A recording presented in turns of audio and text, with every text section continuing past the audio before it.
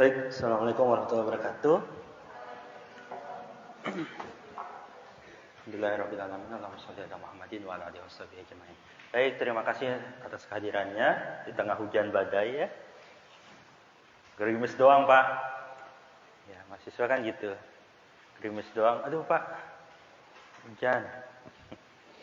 Baik. Hari ini kita sedang sedikit recall masalah pembuktian. Lalu kita akan masuk ke putusan. Kemarin kita sampai mana? Ada yang masih ingat?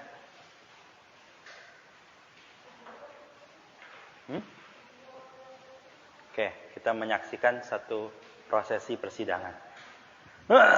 Baik, hari ini kita akan coba lihat kembali teorinya secara singkat. Ya. Sekali lagi, hari ini itu kelas penutup untuk sesi hukum acara perdata di pengadilan negeri. Nanti di pertemuan berapa minggu lagi kita akan selama dua pertemuan kita akan bahas tentang hukum acara perdata di peradilan agama. Oke, pembuktian dasar hukumnya ini nggak ada di open learning. Jadi saya carikan materi yang tidak ada di open learning. Kenapa sih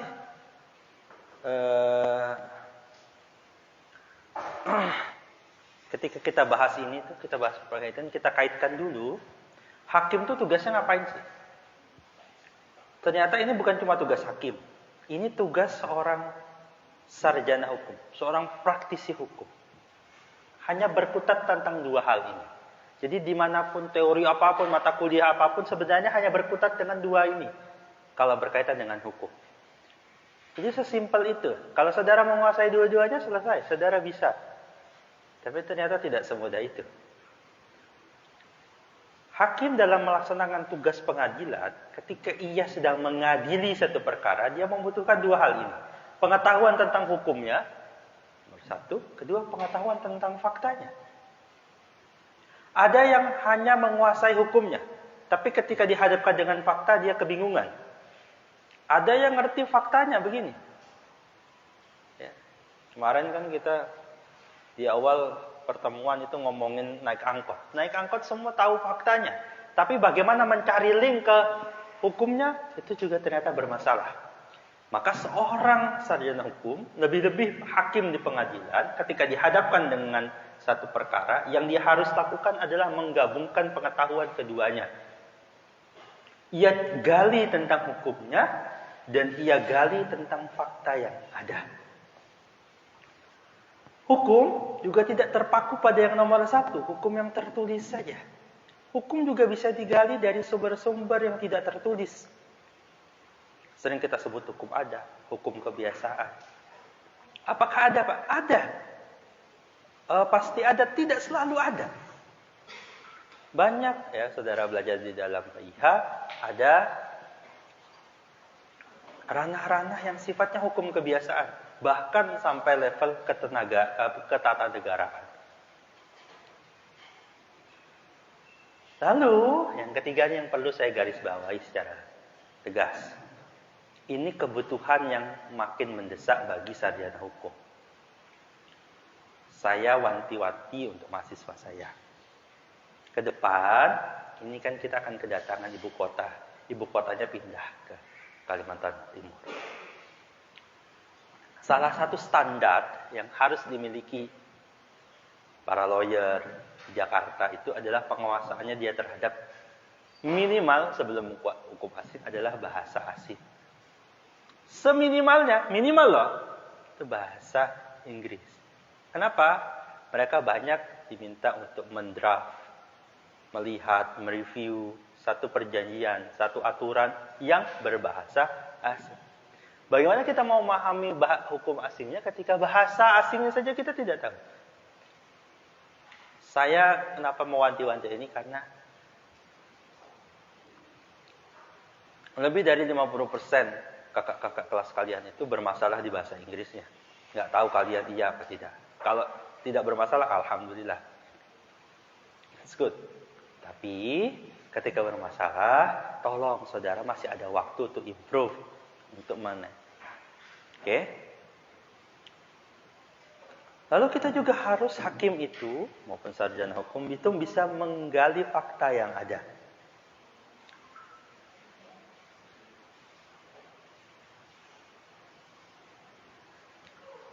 Fakta itu juga ada yang terakhir ini, fakta notoir, fakta prosesuil. Apa fakta notoir itu? Fakta yang tidak memerlukan pembuktian. Kemarin itu hari Jumat. Saudara tidak perlu buktikan kemarin itu hari Jumat. Oke, karena semuanya tahu kalau Jumat. Sedangkan fakta bahwa ada kalender tertanggal merah hari ini, itu ada, iya. Ternyata ada perdebatan. Tahun ini tuh tahun kabisat menurut penanggalan yang dipakai dalam Waisak itu kan agama Buddha. Tapi pemerintah sudah menetapkan yang dipakai di Indonesia itu Waisaknya tanggal 4 Juni, bukan hari ini. Jadi yang pakai tanggal ini tidak patut, ya. Tidak berlaku di Indonesia. Itu fakta. Fakta prosesuil, fakta yang terjadi dalam persidangan sendiri. Hakim harus menilai fakta-fakta yang ada dalam persidangan itu. Saya singkat-singkat saja. Lalu kita masuk tentang beban pembuktian. Apa itu beban pembuktian? Mbak, namanya siapa Mbak? Siapa? Ayu. Kalau ada seseorang mengklaim Mbak Ayu ini bukan perempuan, tapi adalah laki-laki. Siapa yang harus membuktikan? Apakah Mbak Ayu? Atau orang yang mengklaim bahwa Mbak Ayu ini bukan perempuan, tapi laki-laki? Siapa yang harus membuktikan? Saya ulangi, kalau ada tiba-tiba seseorang mengklaim bahwa menurut saya Ayu ini bukanlah perempuan, tapi laki-laki. Siapa yang perlu membuktikan? Apakah Ayu penting untuk membuktikan dirinya adalah perempuan? Penting Pak, harkat martabat saya sebagai perempuan ini. Atau yang orang yang klaim? Kalau menurut aturan ini, bahwa yang mendalilkan sesuatu, maka ia yang harus membuktikan. Maka dalam proses persidangan, para penggugat atau para penggugat, orang atau pihak yang paling utama untuk mendalilkan sesuatu. Ya, karena dia mendalilkan sesuatu, maka saat itu juga ia punya kewajiban untuk membuktikan klaimnya tersebut, dalilnya tersebut. Pak, saya sudah mengutangi dia, tapi dia nggak bayar, Pak. Gitu. Bagaimana membuktikan sesuatu yang tidak ada itu? Terkadang susah juga. Coba gini ya, kalau nih bayangkan, saya meminjamkan uang ke saudara, tapi saudara sampai hari ini, tertanggal hari ini, sudah melewati jatuh tempo, itu belum bayar hutangnya. Bagaimana cara membuktikannya? Gimana? Ya Mbak, kalau Mbak punya ngutangin orang, terus orang itu nggak bayar, ngelapor ke pengadilan. Pak, dia tuh nggak bayar, Pak. Buktinya apa?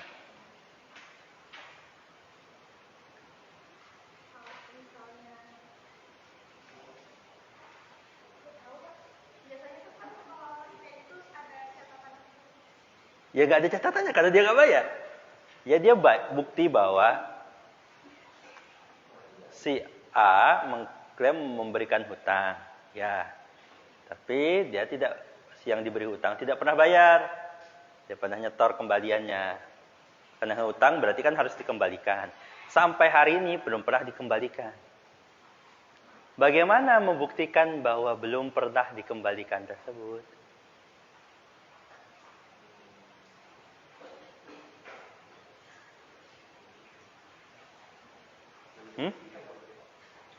Gimana membuktikannya?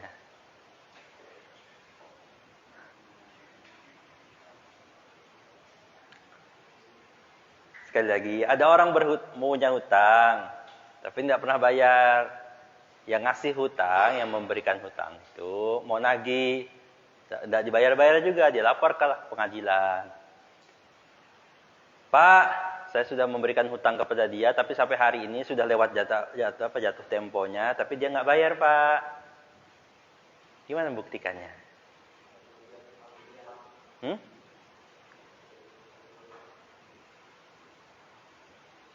Ketika saudara melihat satu fakta begitu diurai, sering terjadi ya, makanya saya masuk ke situ.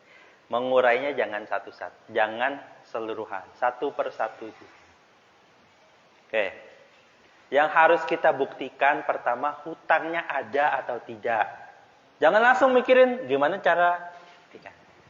Buktikan hutangnya ada atau tidak, gimana caranya? Gimana cara buktikan hutangnya?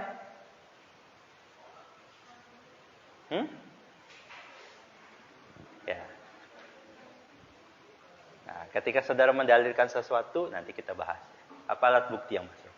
Saya bilang, pertama dibuktikan hutangnya dulu. Yang kedua, ketika membuktikan sesuatu yang negatif itu susah. Ya. Negatif itu susah, sehingga biasanya dibalik. Saya kenapa masuk di situ kan? Biasanya kadang dibalik. Sesuatu yang tidak ada ya memang tidak ada buktinya. Yang harus menyangkal siapa? Tergugatnya. Tergugatnya bilang, saya sudah bayar, Pak. Sehingga dia mendalilkan dia sudah bayar. Maka dibalik. Khusus untuk pembayarannya. Tapi hutangnya yang wajib mendalilkan si penggugat. Kenapa? Karena dia mengklaim punya hutang piutang. Oke.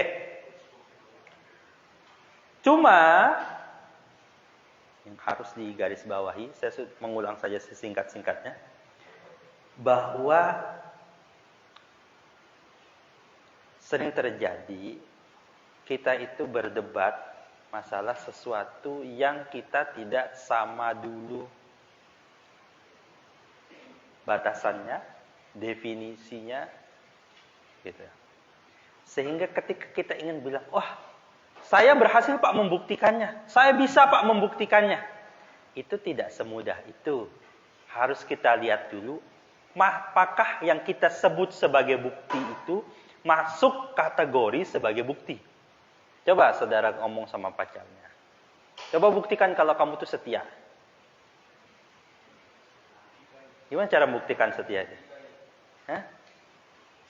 Emang orang nikah itu pasti setia? Enggak. Membuktikan setia itu malah nggak ngapa-ngapain.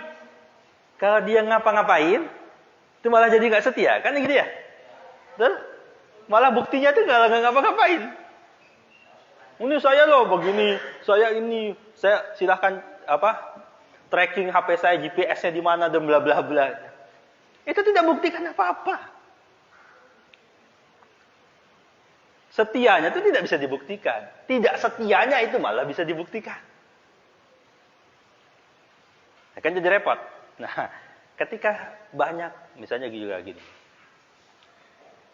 Apa bukti pasangan kalian, entah pacar, entah suami itu mencintai kalian? Hah? Dia gini, ngajak ini, kemana ini, macam-macam gitu. Itu masing-masing punya definisinya. Apakah pasangan yang cuek itu berarti dia nggak cinta? Belum tentu juga. Belum tentu juga. Kan repot tuh. Kategori atau definisi dia terbukti mencintai atau tidak mencintai itu susah. Sehingga ketika kita bawa ke dalam perkara misalnya gitu, kita perlu mendudukkan dulu apa yang disebut kategori sebagai bukti. Mana bukti yang valid, mana yang dikategorikan bukan sebagai bukti. Saya sudah membuktikannya Pak selama ini sepanjang perjalanan hidup saya gitu. Bahwa saya mencintainya gitu. Tapi si pasangannya bilang, enggak Pak, saya tidak pernah merasakan dia mencintai saya. Kan gitu. Kenapa? Karena masing-masing keduanya itu tidak punya satu kepahaman bahwa standar yang harus kita penuhi kalau mencintai itu A, B, C, D. Gitu. Ya. Oleh karena itu, ini Mbak, saya carikan cerita yang gampang aja kan begitu. Karena itu bisa dipahami bahwa ketika kita ingin membuktikan di pengadilan, maka kita perlu dulu menentukan mana yang menjadi standar bahwa sesuatu itu layak disebut sebagai bukti. Itu intinya. Maka dalam HIR ada 5 ini. Nanti ada tambahannya lagi 2. Saya sekali lagi cuma sesingkat-singkatnya karena sudah ada penjelasan. Akta kemarin kita sudah bahas, ada akta tertib akta, ada surat, ada akta autentik, ada saksi, ada pengakuan, persangkaan, dan terakhir sumpah. Saya singkat-singkat. Kayak tambahan bahwa ada yang namanya pemeriksaan setempat. Pemeriksaan setempat itu apa? Ini terjadi pada perkara yang berkaitan dengan benda tetap. Benda tetap itu bisa tanah. Apa lagi benda tetap? Ya. Karena tanah sama rumah di Indonesia itu berbeda. Bisa jadi tanahnya milik A, rumahnya milik B. Bisa terjadi. Ada juga kita itu punya pengaturan tentang, saya lupa istilahnya. Bahasa gampangnya rumah susun. Atau bahasa lainnya apartemen. Apartemen itu kan tanahnya sama satu kotak ini. Tapi lantai 1 ini milik saya. Lantai ini lantai berapa nih? Lantai 2 milik saya misalnya. Tapi lantai yang 1 di ukuran yang sama ini itu milik orang lain. Sampai ke atas dia sampai 10-20 lantai itu kan tempatnya sama nih, kotaknya sama situ. Bedanya tingkat ketinggiannya aja. Nah, di Indonesia mengatur hal-hal yang begitu. Bisa jadi berbeda, bisa di-split. Oke. Ini berguna ketika ada sengketa di antara kedua pihak melibatkan barang atau benda yang sifatnya tetap. Kenapa diperlukan? Karena hakim itu ingin melihat real yang dimasalahkan tuh objeknya mana. Jangan-jangan di gugatan mereka berdebat tentang sebuah rumah. Ternyata kalau dicek ke lapangan, rumah itu sudah hangus kebakaran. Tidak ada lagi. Itu kan namanya, iya, di surat ada suratnya. Di surat ada. Di bukti-bukti foto-fotonya ada. Tapi di real lapangannya tidak ada. Jangan sampai terjadi sengketa yang seperti itu. Atau nanti ketika mau dieksekusi bermasalah. Kenapa? Karena cerita di kertas tidak sama dengan cerita di lapangan. Sehingga perlu ada pemeriksaan setempat. Hakimnya datang. Jadi saya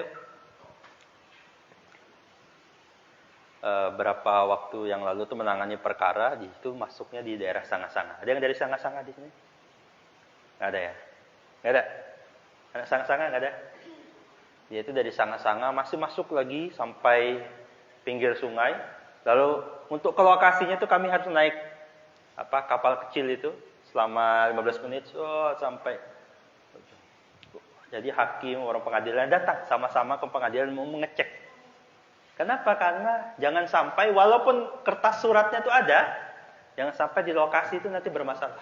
Patoknya di mana, titiknya mana itu dicek di sini. Pemeriksaan setempat. Terakhir ada alat bukti namanya ahli, keterangan ahli. Saya ingin garis bawahi di sini. Kita lihat bedanya antara saksi dan ahli. Saksi kedudukannya itu ya dianya, satu orang itu, dia yang menyaksikannya tidak boleh. Saya mewakili Pak, saya sudah ceritakan itu kepada orang lain, tidak boleh. Saya sudah cerita lengkap Pak, apa yang saya tahu itu kepada teman saya ini. Nanti dia yang bersaksi di pengadilan, tidak bisa. Sedangkan ahli yang dilihat itu kapasitas keterangannya, bukan siapa yang memberikan keterangan. Bisa jadi Prof A, Prof B, Prof C atau Dr. A, B, B dan seterusnya. Silakan saja.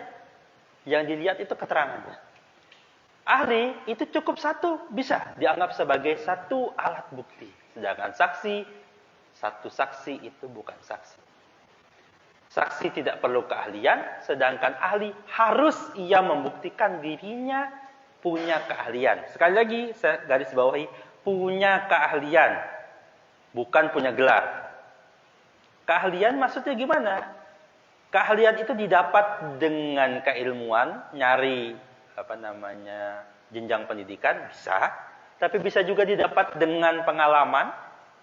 Pernah ada satu keahlian itu dia dihadirkan ahli perkereta apian, maksudnya ya silakan. Dia itu sudah jadi masinis 20 tahun. Nah, dia punya keahliannya itu berkaitan dengan menjalankan keretanya itu berdasarkan pengalaman dia. Gelar S1 tidak ada. Masinis itu SMA boleh. Tapi dia dapat sebagai ahli dalam bidang tertentu itu didasarkan pada keahliannya. Oke. 3, 4. Saksi memberi keterangan yang dialaminya sendiri ya, sebelum terjadinya proses itu. Ahli memberi pendapat kesimpulan tentang peristiwa ya, tentang peristiwa. Jadi sebelum peristiwa itu tidak dibawa. Saksi harus memberikan keterangan secara lisan. Ahli itu bisa sifatnya tertulis. Hakim terikat untuk mendengarkan keterangan saksi. Apa yang dikatakan saksi ya itu yang bisa dipegang, hakim menerima atau menolaknya. Tapi kalau ahli bebas, mau dipakai hakimnya kek, mau didengerin kek, enggak kek. Soalnya kadang penggugat bawa ahli, tergugat bawa ahli B, sama tuh, sama-sama ahli. Kalau kalian mengikuti beberapa persidangan di televisi, nggak tahu kalian masih nonton TV nggak ya? Saya terjujur aja berubah era berapa tahun ini tidak pernah nonton TV. Bukan karena saya alergi sama TV, bukan. Nontonnya itu dialihkan, kan nontonnya di YouTube, kan nontonnya di sosmed. Kalaupun nonton TV itu malas nonton iklan sebenarnya, itu lebih tepatnya. Sekarang kita bisa akses Netflix, bisa akses yang lain. Ya, ahli itu kadang dihadirkan kubu A dan kubu B sama-sama menghadirkan ahli dengan keahlian yang sama. Kok bisa beda, Pak? Nah, namanya pendapat seorang pakar itu berdasarkan pemikirannya masing-masing. Bisa jadi berbeda. Misalkan mungkin terjadi. Maka penggugat akan mencari ahli, bukan pesan ya. Dia akan cari ahli yang pendapatnya menguatkan ia. Itu bukan berarti ahlinya itu dipesan untuk membenarkan dia, bukan.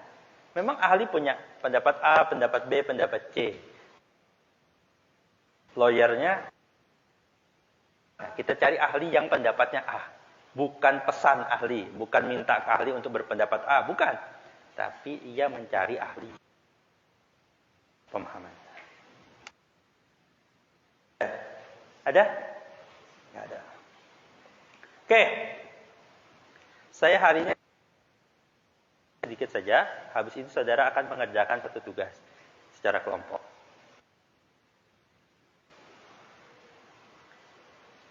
Yang kita akan bahas adalah putusan hakim. Putusan hakim adalah pernyataan yang oleh hakim sebagai pejabat negara diberi wewenang untuk itu, diucapkan di persidangan, bertujuan untuk, nah saya garis bawahi, mengakhiri atau menyelesaikan satu perkara atau sengketa antara para pihak. Oke. Ini membedakan antara putusan dan penetapannya perkara kontensius. Apa pula itu Pak? Saudara men-skip penjelasan di materi-materi awal. Sedangkan penetapan adalah perkara volunteer. Apa bedanya? Pernah dengar? Atau baru hari ini dengar? Apa itu perkara contentious atau contentiosa?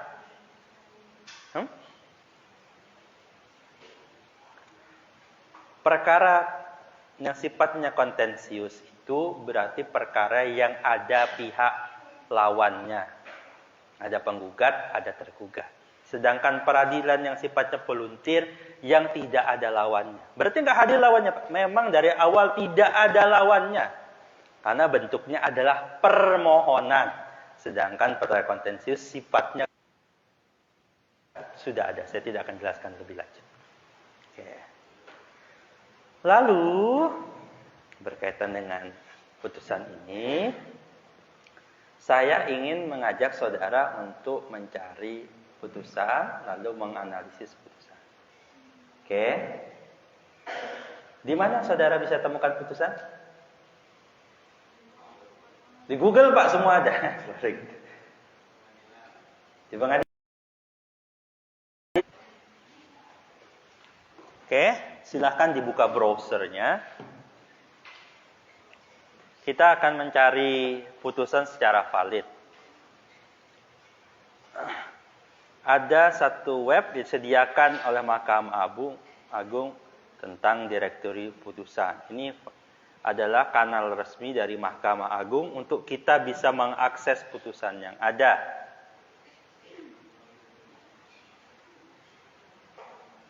Silahkan diakses. Diklik di direktori di sini.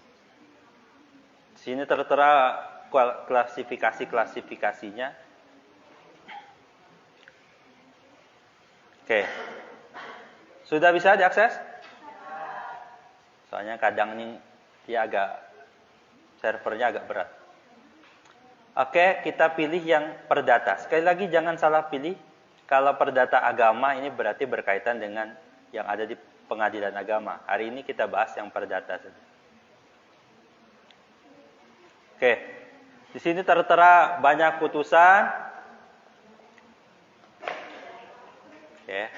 Dan bisa di-download bagi yang sudah ada. Oke, di sini bisa di-download.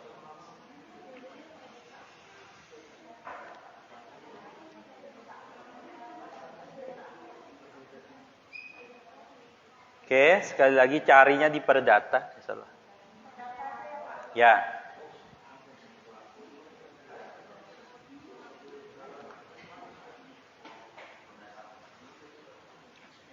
Di sini saudara sudah dimudahkan, bisa dilihat di sini ada penggugatnya, namanya ini melawan ini. Maka ini ada nomor perkaranya, tingkat prosesnya apa dan bla bla bla bla, hakimnya siapa, amarnya apa, diputuskan apa. Oke.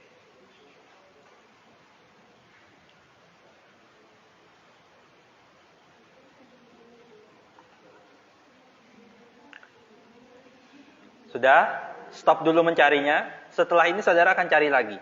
Tapi perhatikan dulu saya secara singkat.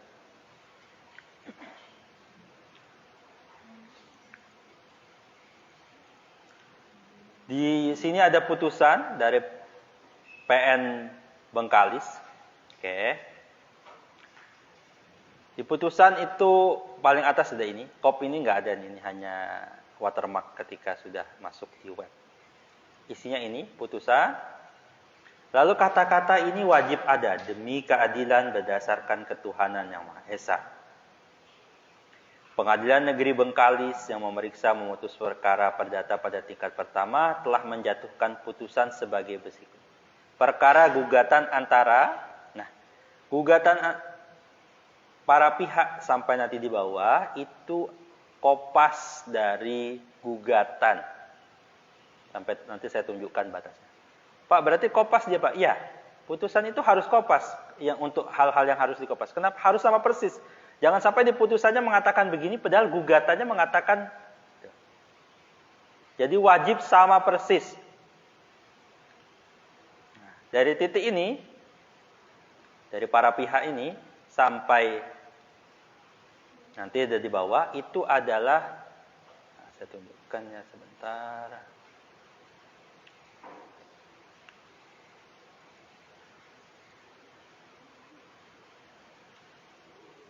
Gugatan, mana gugatan?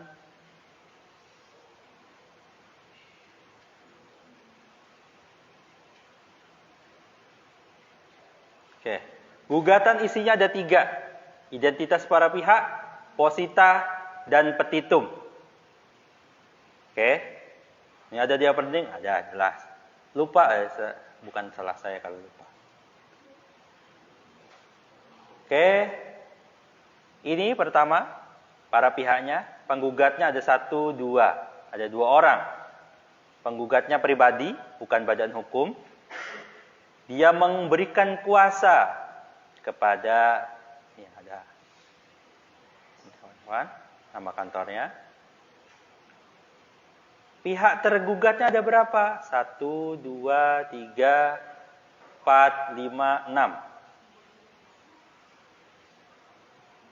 7, 8, 9, 10, 11, 12. Tergugatnya 12, turut tergugatnya ada 1, 2, 3. Oke ya. Ini para pihaknya masuk kategori yang nomor 1. Para pihak. Lalu tentang duduk perkara.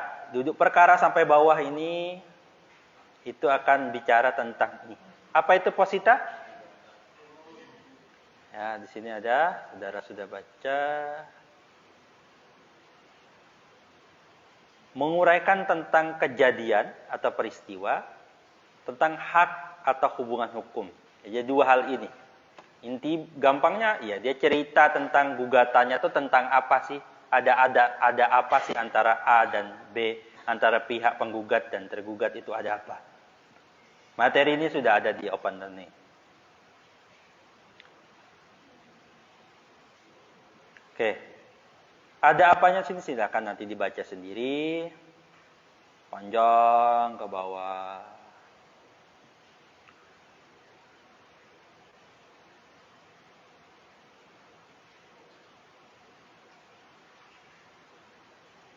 Nah.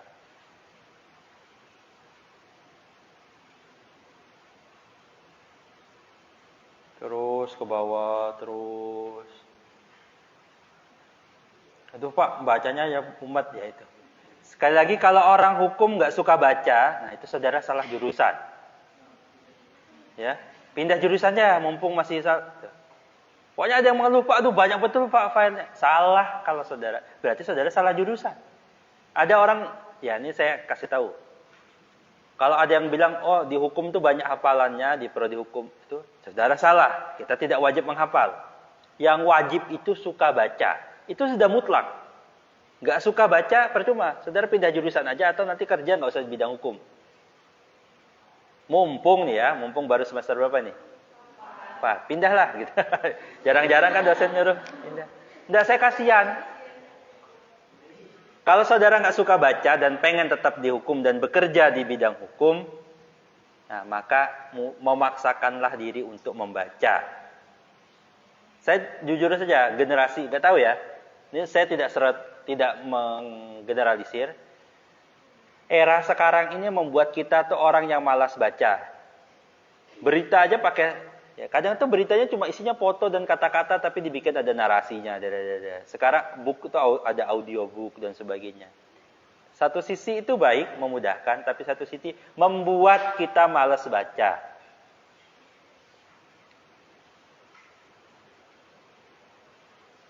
Ada yang pernah menamatkan buku di satu bulan terakhir? Menamatkan satu buku. Buku apa saja? Buku apa saja? Tidak harus pelajaran. Novel, komik. Hah? Dalam waktu 1 bulan terakhir.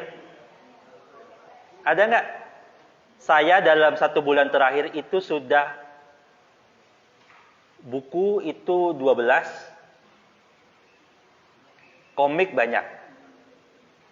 Saya kemarin selama bulan puasa itu iseng mengulang komik detektif Conan dari seri 1 sampai 101 sekarang.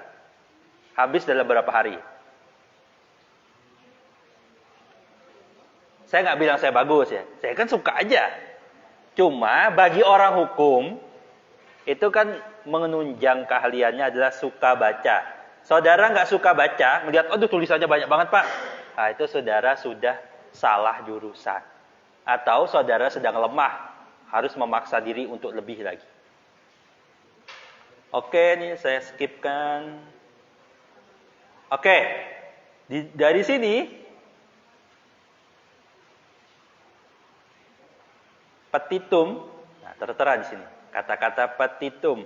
Berarti poin yang di atas tadi itu, basi potita, lanjut ke petitum. Petitumnya pasti sedikit saja. Nih, petitumnya dalam provisi mengabulkan permohonan provisi penggugat 1 dan penggugat 2 untuk seluruhnya, yakni 1 memerintahkan bla bla bla bla bla, menyatakan putusan ini dapat dilaksanakan terlebih dahulu. Ini bahasa lainnya adalah apa? Witbar bitsporat. Dalam pokok perkara, primer 1 mengabulkan gugatan penggugat 1 dan penggugat 2 untuk seluruhnya. 2 menyatakan tergugat 1, 2, 3, 4, 5, 6, 7, 8. yang nggak suka baca begini, ya, yang nggak suka baca ini, jangan jadi lawyer, jangan jadi hakim, jangan jadi jaksa, jangan jadi polisi. Jangan pilih nih. Kalau saya ngelatih nih, kalau nggak suka, terutama jadi hakim. Jadi saudara jangan daftar jadi hakim. Karena kerjaannya gini, bacakan begini. Menyatakan tergugat 1, 2, 3, 4, 5, 6, 7, 8, 9, 10, 11, 12. Dan turut tergugat 1 telah melakukan perbuatan melawan hukum kepada penggugat 1 dan penggugat 2. 3. Menyatakan alas hak pemilikan penggugat 1. A. Sertifikat hak milik nomor 520. B. Surat izin memakai tanah nomor SIM garing 2 garing 1980. Sisa tanah yang belum disertifikatkan. Penggugat 2. A. Sertifikat hak milik nomor 528. B. Surat izin memakai tanah nomor SIM T garing 1 garing rupat garing 1980 adalah sah menurut hukum dengan segala akibat hukumnya. 4. Menyatakan surat keterangan ganti kerugian atas nama pemilik Jamal yang terregister dengan nomor 73 garing SKGR garing T garing 2015 tidak berkekuatan hukum dengan segala akibat hukumnya. 5. Menghukum tergugat 1, 2, 3, 4, 5, 6, 7, 8, 9, 10, 11 dan tergugat 12. Dan kepada siapa saja yang menguasai tanpa hak dan melawan hukum agar tidak mengajukan dalam segala bentuk aktivitas di tanah berperkara hingga adanya tulisan yang berkekuatan hukum tetap. 6. Menghukum tergugat 1, 2, 3, 4, 5, 6, 7, 8, 9, 10, 11 dan tergugat 12 secara tanggung renteng untuk membayar ganti rugi material dengan rincian kerugian material. Capek nggak dengerinnya? Capek? Sedangkan yang dibaca itu saya baru sebelum halaman ya, 42 halaman ini dibaca oleh hakimnya. Gimana? Berhenti Pak saya dari prodi hukum. Nggak apa-apa. Senang-senang aja saya.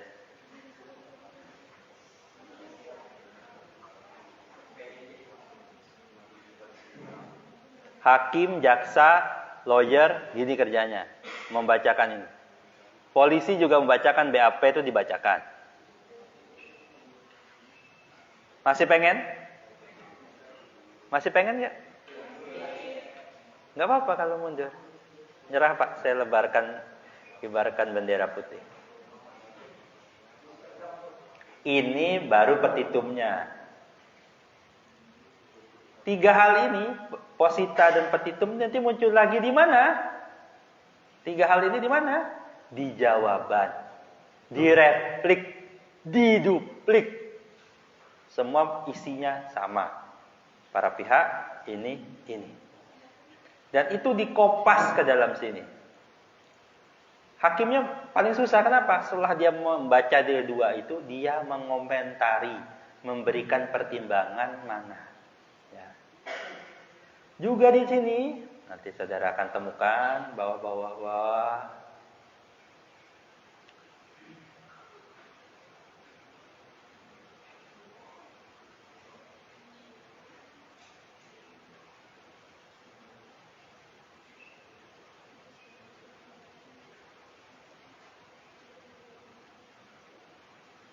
Oke. Nah ini yang perlu saudara unik perhatikan. Ada saksi. Ini alat bukti saksi. Saksinya itu pernah bekerja, ini adalah kesimpulan rekaman catatan atas notulensi keterangan saksi itu. Keterangan saksinya panjang ya ditulis panjang-panjang. Makanya kalau berkas tipikor itu biasanya tebal-tebal segini, sampai 1000 halaman. Aduh Pak saya malas baca. Ya sudah, nggak usah jadi, gitu aja. Tebal-tebal. Pengen kerja di KPK, berkasnya tebal-tebal. Semua berkas di KPK itu tebal-tebal. Jadi banyak orang ya bilang, hukum itu harus pintar ngomong. Enggak. Ngomongnya bisa pakai teks. Kalau ngomong, itu bisa pakai teks. Saudara tinggal buat teks ya. Tapi kalau baca itu enggak suka, sudah mau ngapain saudara? Ya, ini teksnya. Saksi aja yang ngomong itu dituliskan teksnya. Teksnya dituliskan di sini. Lalu ditandkan bukti suratnya apa saja. Lalu hakimnya mulai bekerja sejak ini. Nah, menimbang. Nah, ini tugas hakim.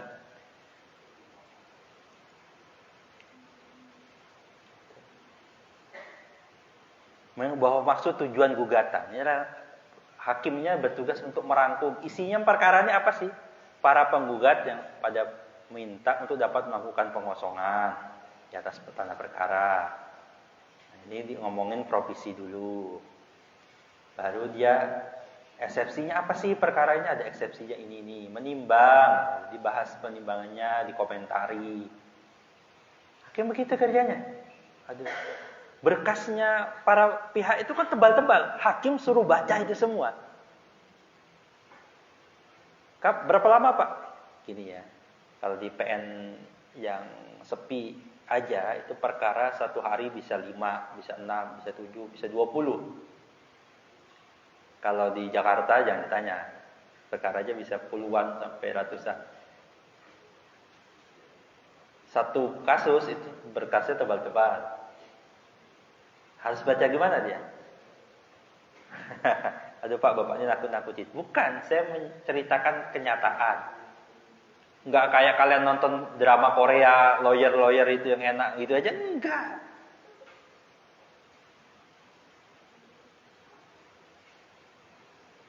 Wajib punya keahlian adalah keahlian baca. Dosen malas baca, ada. Tapi nggak apa-apa, dosen nggak selalu semua. Dia bukan dosen hukum, ya memang nggak wajib baca. Kalian mau pindah ke jurusan TI misalnya, yang tidak geologi, yang nggak banyak bacanya, banyak prakteknya, banyak megang alatnya. Olahraga, nah pindah ke jurusan olahraga sana, misalnya.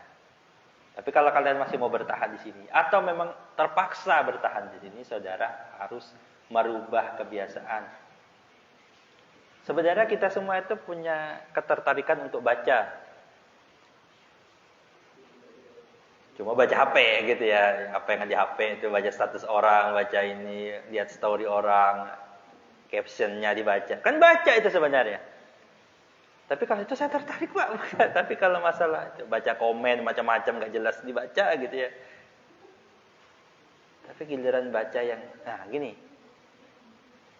Kenapa baca itu nggak nyaman kalau baca teks hukum, teks apa itu kenapa? Karena bacanya harus pakai otak. Jujur saja, baca sosmed itu nggak pakai otak pun bisa. Itu yang bikin beda. Kita itu ternyata dibikin apa ya bahasa kasarnya? Ini saya ngomongin kasar-kasar aja. Dibikin malas mikir. Gak apa-apa, buka sosmed. Saya sekali tidak mengapa. Tapi saudara tetap harus punya keahlian untuk bisa baca buku. Buku 100 halaman itu bisa saya selesaikan dalam 3-4 jam. Ya itu karena saya sudah biasa baca cepat. Saudara minimal berapa? Coba aja deh tes nanti. 1 hari saudara coba baca buku. Kemampuannya berapa halaman 1 hari? Waduh Pak, baru 2 halaman buka sosmed lagi, dia scroll lagi TikTok 2 jam. Nanti lanjut lagi baca sejam 1 lembar. Oke, pada pokok perkara nih lagi dikomentari panjang.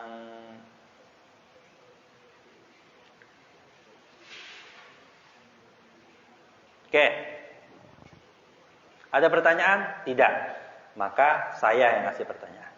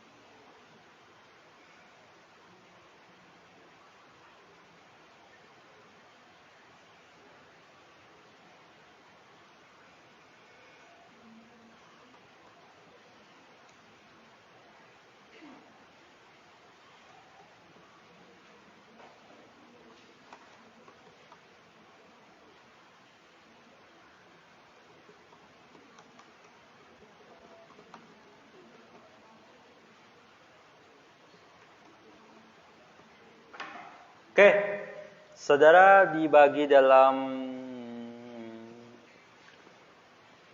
sana bisa 2, ini bisa 2 kelompok, sini juga sini bisa 3 kelompok, sini 2 kelompok. Oke. Silakan dikerjakan di sisa waktunya. Di-upload di Open Learning maksimal jam 6 sore. Boleh deh saya kasih. Jam 6 sore hari ini. Enggak. Harusnya tuh jam masa kuliahnya habis. Mau lebih cepat lagi? Oh, udah jam 4 ya. Jam 6. Oke, jam 6 sore ini terakhir. Maka dikerjakan saat ini. Di ruangan ini. Kalau lebih dari waktunya silahkan dikerjakan dulu. Harapan saya sebenarnya selesai di sini. Sekali lagi ya, ini ringkasan. Bukan kopas. Yang ini, ringkasan. 2 ini harus ringkasan. Kopas ya sudah saya kasih C nilainya. Di-upload di Open Learning sudah ada tempatnya, nanti saya kasih lihat. Oke, ini 2 kelompok, 3 kelompok, 2 kelompok. Yang upload 1 saja per kelompok. Ditulis nama orang. Oke? Ada pertanyaan? Dipoto dulu silakan.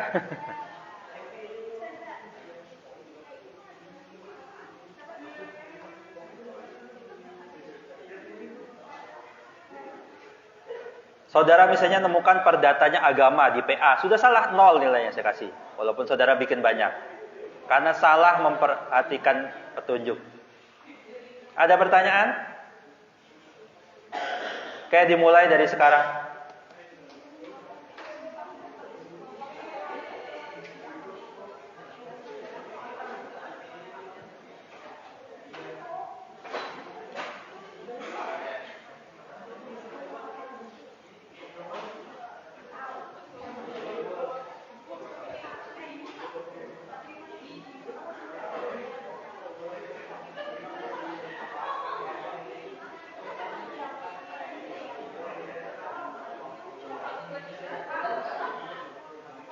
Ya. Tidak. Silahkan mau pakai tangan boleh deh. Tangan boleh, diketik boleh. Tapi yang diketik terus dia kelihatannya kopas ya, nilainya juga pas-pasan.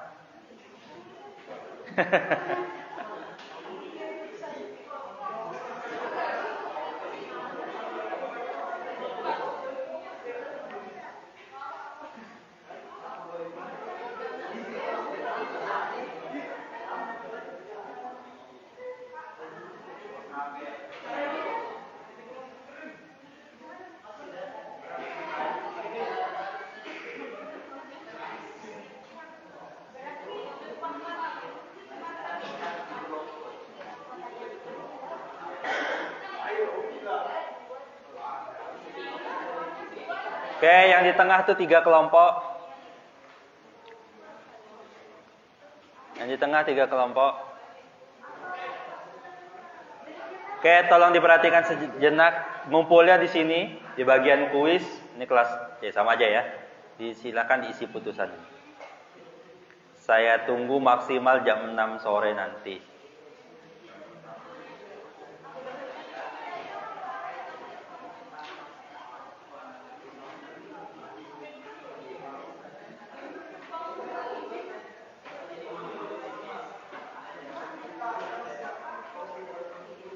Sekali lagi yang perlu saya tekankan, yang bagian posita dan pertimbangan ini ringkasan, bukan kopas. Kalau kalian kopas itu isinya 40 halaman nanti. Saya sudah menolak kemarin ada di kelas yang lain, sudah saya kasih C. Sekali lagi ringkasan.